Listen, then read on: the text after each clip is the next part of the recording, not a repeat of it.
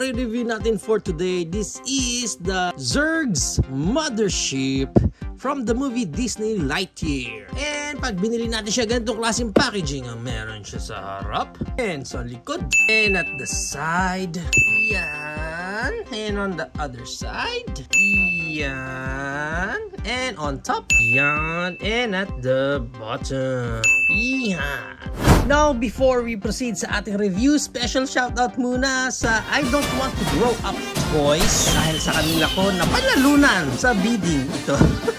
And pag na-unbox nga natin siya, first na magkakaroon tayo dito is this one. Love letter lang sa atin about sa product. And this one is more love letter ulit from the product. And this one, nandito na yung ating manual. And moving right along na dito sa ating mga accessories. First, we have here na ito parang mga ano yata to eh. I'm not sure kung saan to. I think dito yan ikakabit sa pinaka main mothership. Yan. Check lang natin yung pinaka details niyan. Ganda rin naman eh. Okay, pero dalawang piraso ito. Ikakabit natin ito sa front.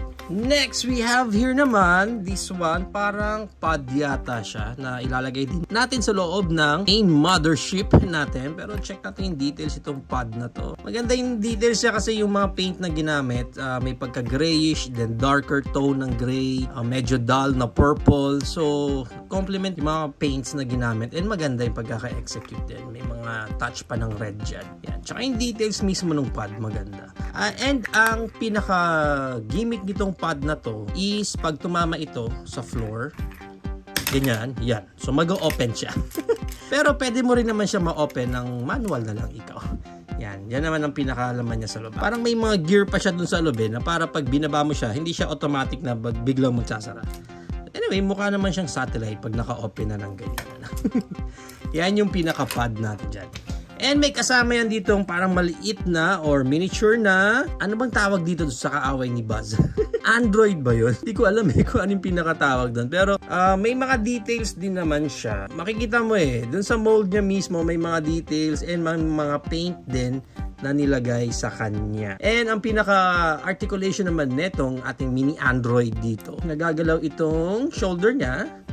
Yung head wala na articulation dyan. Sa waist niya wala na rin. And yung legs niya tataas ng ganyan. Yan, ganyan kataas. Sa likod, ganyan din. Wala nang any Van Damme split itong miniature natin na to. Although, pwede mo siyang ilagay sa stand. And ang pinaka-gimmick lang nito and his pod is pwede mo ilagay dyan. Also, ito may malaki na peg dyan and may smaller peg. So, ganun yung dapat yung orientation niya. Isusunod nyo lang siya doon sa pinaka-butas niya. Okay? Then, pag nakalagay na siya dyan, you just close this.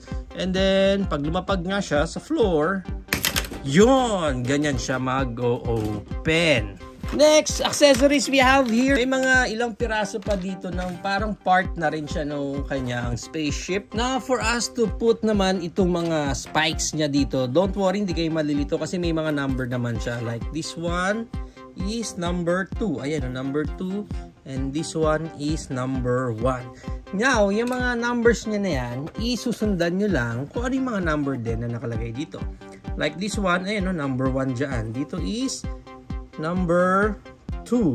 So, that means, hanapin natin number 1 and kakabit natin siya dito. Yan. Okay, so mag-snap lang din naman siya. Actually, parang medyo loose nga siya. And then, dito sa kabila, yung number 2 natin, yan, ganyan siya. Ganun din. Parang medyo loose din. And yung number 3, dito naman ganyan. Number 5 naman, this one, medyo mahirap pala pag hinuli mo ito. Medyo maluwag Ang pinakamatibay lang as of now ito. So, ganun din dito sa kabila. Itong number 4 naman, dito, dalawa yan yung space na yan. So, pinakauna, snap siya dyan. And then, this one is number 7, dun sa katabi niya. Ka-inner naman doon. So, snap siya doon. Okay? Next niyan, dito naman sa ilalim niya, 6. So, si number 6, dito sa side na to, and pag ganyan, naman siya. Kabit na siya. And then, dito naman sa kabila, si number 9. Dito din. Pag ganun lang din. Hindi siya nag-snap Itong mga portion yan. And then, yung last 2 pieces natin dito, this one is si number 10. Here, dito siya pupunta, number 10. Yon, may snap din. And then si number 8. Last natin dito si number 8. Dito naman siya sa kabilang side. Yan, okay? Ang hindi lang maluwag is itong dalawa na nasa side na to.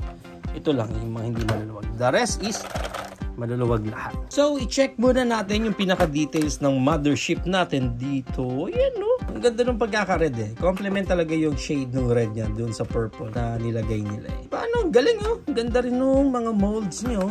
Ang ganda rin nung details niyo. Panalo din. Yan pa, oh, di ba? Ang ganda rin, oh. Ang ganda rin nung details niya. Oh, ayan. And then, yung sa likod niya, maganda yung mga booster niya dito sa likod. Grabe. Again, complemented itong mga green niya dyan sa kanyang booster. And then, syempre, yung spike niya nagpa-add up dun sa beauty nito ang ating mothership. Sa ilalim niya, oh, grabe. Pang Star Wars ang datingan eh, no? Ang galing.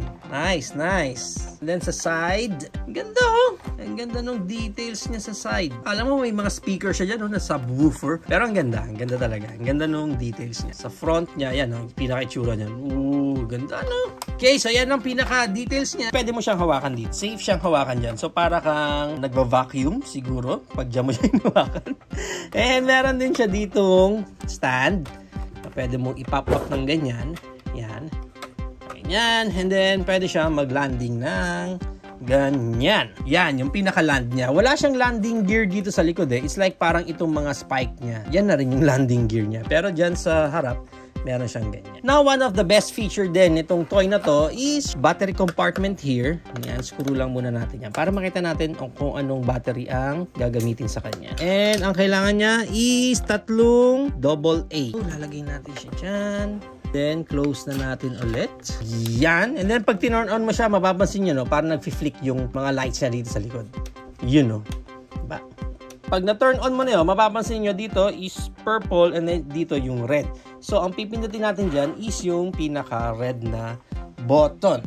And pag pinindot natin,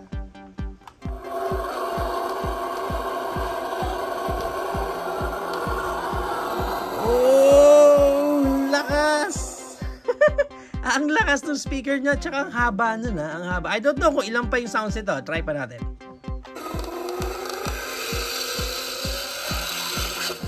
Wow! Ang ganda ng sounds. Ito yung pangatlo. Ooh! Galing, ha? Ayan, no? Dito nagagaling sounds. Ang lakas. Ang lakas ng speaker. Grabe ang lakas. Ayan, no? Oh. Diba? Ang galing. I don't know kung ilan eh. Kung ilang sounds eh. So, hindi lang yun ang pinaka-gimmick niya. Dito sa part na to, pwede mong i-open tong mga part niya dito. Yan, no? Yung dalawa na yan, ma-open mo yan ng ganyan. And pwede kayong maglagay dyan siguro. Kung may mga mini-figure din kayo dyan, pwede kayong maglagay dyan ng mga Android and you can play around. Pwede nilang para maging base. Meron pa siya ditong parang ano ba to? Parang generator nila. I don't know kung ano yan, pero meron kasamang ganyan sa loob. Okay, so pwede. Actually, kasya yung Android dun sa loob eh. Yung fit naman siya dito sa pinaka-loob. Ang galing oh. Parang may chair pa pala doon. So, try natin ang nakaupo itong si Android. Kasya naman si Android doon. Then, nasasaraan. Hindi na kayang isara. Basta nakahiga siya dyan. Nakaganon siya. And another gimmick pa nito is dito naman sa ilalim niya, pwede mong i-open itong mga pads niya dito. Yan, okay. So, itong parang pinakailalim niya is, dyan natin ngayon ilalagay itong ating pad na may Android. And then, pag ilalagay natin siya, I think parang pag ganyan. Ganyan. Make sure lang na nakasarado dapat yung pad. And then, from here, pwede mo na isara. Yun nga lang, isa lang yung pad na kasama. So, I don't know kung nakakabili ng separate para may isa ka pa dito. And then, so, sarado na muna natin yan. And then, pag nasarado mo yan, may mga buttons din siya dito. Lahat ng buttons niya, red. So, yun yung pwede nyong ma-press. Tulad nito, pag na-press natin yung red, yan. So, nag-o-open yun. Okay, so, try natin yung isa, yung may pad natin. Press natin yung red. Yun! Perfect! Galing, ha? Galing ng effect na yon. Now, para sa size ng Zerg's mothership natin dito, ang length niya is around 20 inches hanggang dito sa dulo ng spike. Pinakadulo ng spike, 20 inches siya. So, check naman natin kung gaano siya kalapad. Safe to say, 8 to 9 inches naman yung lapad niya.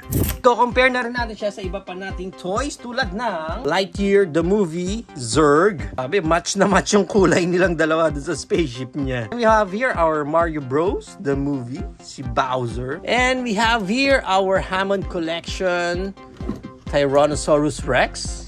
And of course, we are going to compare it also sa ating Titan Nemesis. Yan, na Transformers. Grabe. Ganda eh, match yung kulay nilang dalawa. Tsaka yung height nila. Tingnan nyo yung height nila. Oh, di ba? Halos magkapareho na silang dalawa. Wow! Now, let's include na rin our Titan's Return Beachcomber para lang makita nyo yung mga size comparison. And mag-include na rin tayo ng ating Titan's Return Sharkticon Gno. Of course, our YOLO Park Optimus Primal. And let us compare na rin dito sa aking Transformers. I don't know kung saang line ito, pero sa Transformers din itong ship na to eh. So yan ang ating size comparison. Now pagdating sa price range niya, I'm not sure kung ano yung pinaka price range niya eh. Kasi hindi ko siya gaanong nakikita na sa mga local toy store. So nag-base lang ako sa mga online toy store na nakikita ko na lang din, which is around 1,500 up to 2,000. Pero ito kasi sa akin, nakuha ko siya ng 1,000 pesos lang. There you have it now guys. Ito na ang ating Disney Pixar Lightyear Zerg mothership. And what do you think of this spaceship? Is it a go for you or a no for you? Whatever your thoughts, please comment it down below. But for me, malaking chance talaga na kumuha ako nito kasi isa to sa mga hilig ko sa mga collections ko, yung mga ganitong klaseng spacecraft, spaceship na may mga sizes sila. And nung nakita ko nga yung color niya na parang babagay din siya sa Decepticon armies ko, eh sabi ko, why not? Kuha din ako. Speaking of this spaceship mismo, technically speaking guys, napakaganda niya, napakasulit niya, and yung details niya, ang ganda talaga. Yung sa mga spikes pa lang niya, parang panalong-panalo ka na eh. Also, ito pala mga spikes niya dito, yung mga maliliit, lahat to is rubber na. So, safe naman. Ang pinakamatitigas lang na spikes niya is itong mga malalaking kinabit natin. How much more pag nalaman mo nga yung mga gimmick niya. So, ang dami niyang gimmick dito. Meron din siyang space dito. Lalong-lalo na yung kanyang sounds and light gimmick. Oh.